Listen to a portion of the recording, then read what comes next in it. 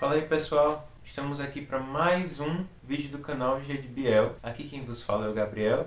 Hoje estamos aqui para completar a nossa saga falando de Harry Potter e a Ordem da Fênix. Eu consegui 700 páginas. Eu tive problemas com o meu óculos, eu acabei perdendo meu óculos antigo. Esse daqui, ele é ainda mais antigo, acho que eu tenho uns 15 anos. Estou ansioso para ele novo, que está para chegar ainda. O livro caiu uma vez e foi uma criança que veio me abraçar enquanto estava lendo e amassou um pouquinho a capa, não sei se está dando para ver daí. E as primeiras páginas eu quase chorei. Foram muitos empecilhos, mas eu consegui. Enfim, o que é que eu posso adiantar? Lembra no que eu disse sobre o quarto livro, o Cálice de Fogo?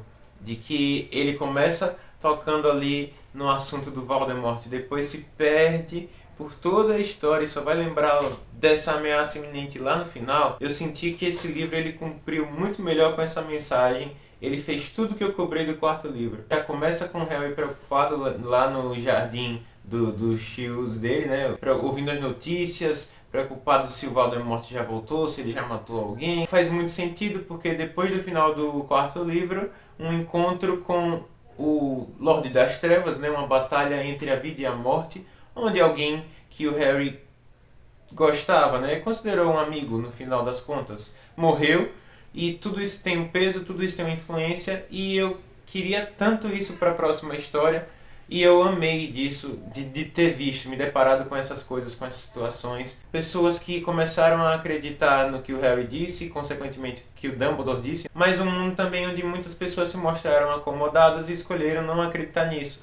Porque o bicho ruim também foi ardiloso, né? Ele não quis mostrar as caras logo de cara, desculpem a redundância, porque ele queria ir montando o seu exército, sabia que muitos comensais da morte o abandonaram, sabia que alguns eram só covardes, e por aí vai. Acho que um dos problemas em que as coisas mais se enfatizaram foi quando o Ministério da Magia se mostrou contra o Dumbledore. A gente viu uma fagulha disso no final do quarto livro, né? Quando o Cornélio Fudge começou a se mostrar um homem muito acomodado, não queria aceitar a ideia de que o Lorde das Trevas havia voltado, e nisso gerou um fuzuê que culminou, acho que eu posso falar em duas palavras, né, todo o problema do quinto livro, que é a Dolores Umbridge, a mulher que, Deus do céu, me fez revirar os olhos não sei quantas vezes, de tão antipática, impositora, quase um regime ditatorial dentro de Hogwarts.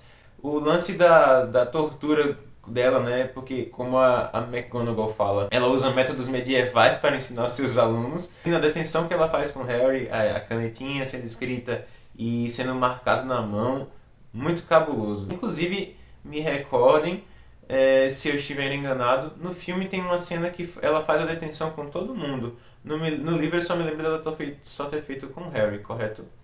Ou estou errado? Falando sobre o filme, há muitas coisas em que eu senti que, por ser um livro muito grande, eles sofreram com muitos cortes. Muitas coisas são pinceladas, algumas eu gostei pra caramba. Por exemplo, toda a parte do Hagrid com os gigantes.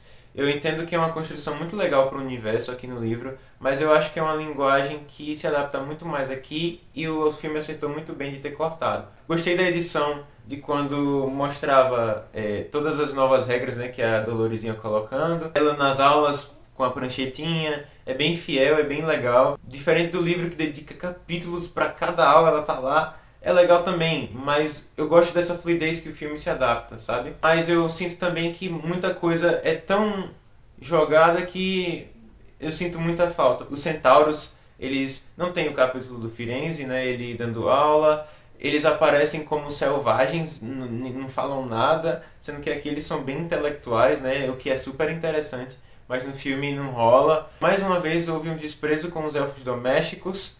Não sei porquê, é até incômodo ver, pelo menos pra mim, né? Ver que quem acha a sala precisa é o Neville e do nada faz sentido com a premissa da sala, né? Porque ele precisava dela, ele estava pensando nela, ela apareceu, beleza. Mas os elfos domésticos, eu sempre tive essa impressão de que eles conhecem Hogwarts melhor do que os alunos, pelo menos. Não vou nem falar dos humanos, mas os alunos. E no livro é o Dobby, né? Quem mostra da sala e tudo mais. Coisas que eu senti falta. E a que mais me afetou foi o lance do Harry com a Cho Chang, né? A menina que desde o terceiro livro a gente já vê umas pinceladazinhas ali de que o Harry gostava dela, achava ela bonita. Aqui eu achei toda a construção muito legal. No capítulo em que ele sai com ela no Dia dos Namorados, eu tava lendo e eu precisei parar. E eu precisei parar de ler exatamente no ponto em que eles estavam no chazinho lá. E tava tudo muito bonitinho e o Harry sem coragem pra falar com ela. Inclusive eu tava tão encantado que eu acabei desenhando. Depois que eu tinha parado de ler e tipo, caramba, não consigo ver a hora de voltar pra ver como é que vai dar o encontro do Harry com a Cho. Eu super iludido, né? Fiz um desenhozinho, não sei se tá dando pra ver daí. Aqui o Harry com vergonha de olhar pra ela, o anjinho, né, derramando os confetezinhos. Achou super tipo, fale comigo. A mãozinha dela estendida, né, porque o livro destaca disso, ela estende a mão pra ele e o Harry é burro demais pra estender a mão e falar com ela. Isso foi eu shippando o casal. Até eu abrir a página de novo e ver que o encontro vai por água abaixo. O Harry cita o nome da Hermione, a Cho começa a chorar pelo Cédrico e o negócio fica cabuloso e o Harry estraga com tudo.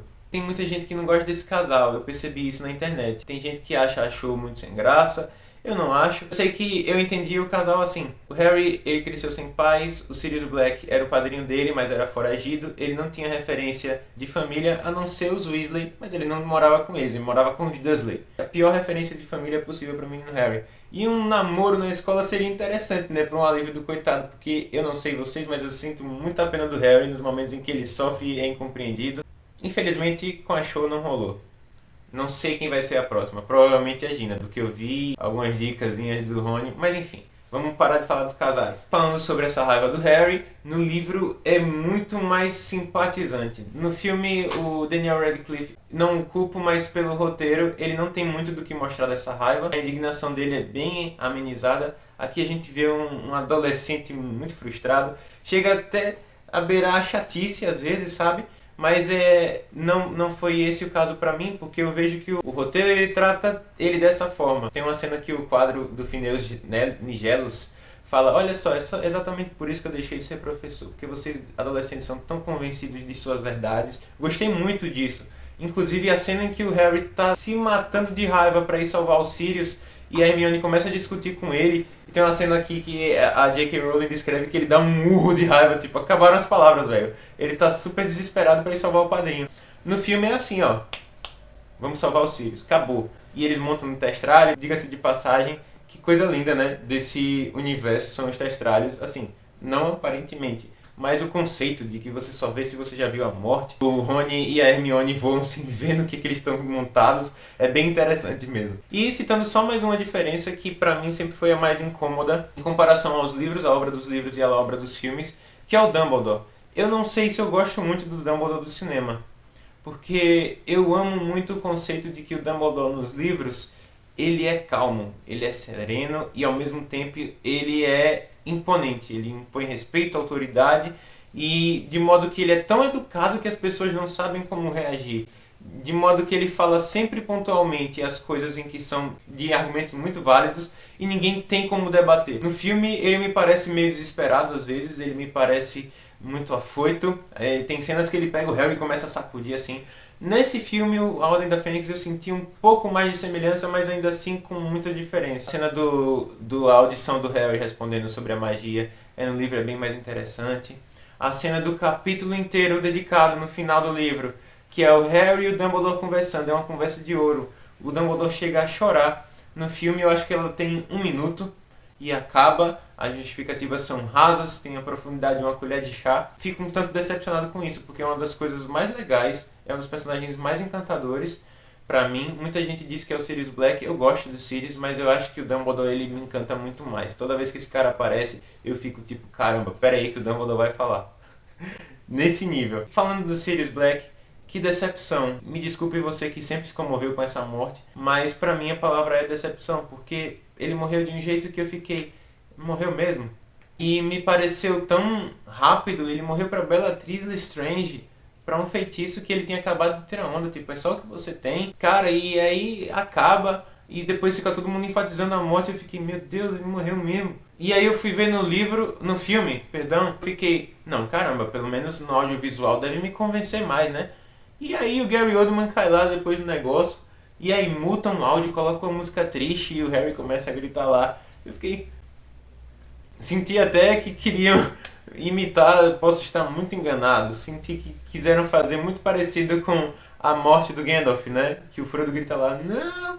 Só que a diferença é que ali, pra mim, é super comovente, aquilo ali é Oscar, aquilo ali é cinema, é lindo demais. E em Harry Potter foi uma cena que pareceu um desperdício. Tanto é que meu pai tava no lado e ele fez, meu pai não entende nada de Harry Potter, e ele fez, eu tô sentindo que ele vai voltar. E eu tipo, não pai, ele não volta não, é uma morte mesmo, é pra ser sério, e eu não senti esse pesar. Uma pena, pessoal, talvez seja coisa da época, né? Muita gente pode ter se emocionado na época, mas pra mim agora, consumindo agora, foi uma coisa que quebrou um pouquinho do feeling no final. Mas eu acho que num todo, sem exagero nenhum, desculpa aí aos amantes do Prisioneiro de Azkaban, eu acho que esse foi um dos meus favoritos, se não o meu favorito, porque é cheio de detalhes, a parte no St. Muggles, que eles encontram até com Gilderoy Lockhart, os pais do Neville, a Tonks, que é uma personagem bem legal também, apesar de mostrar pouco, muito do que mostra já é bem interessante pra ver. Cara, eu gostei muito desse universo.